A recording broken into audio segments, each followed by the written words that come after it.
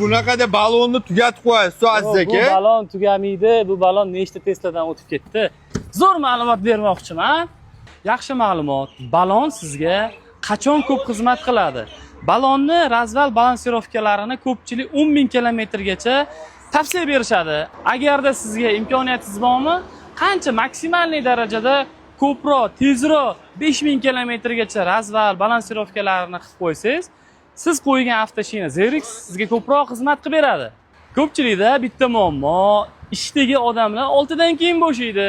6 dan keyin balon xarid qilishga joy topa olmayapsizlarmi? Yaxshi bitta yechimi bor. Hozirda shundoq Maxim Gorkiydan Central-Charsga kevrishda Karlentda savdo shoxobchasi ochildi.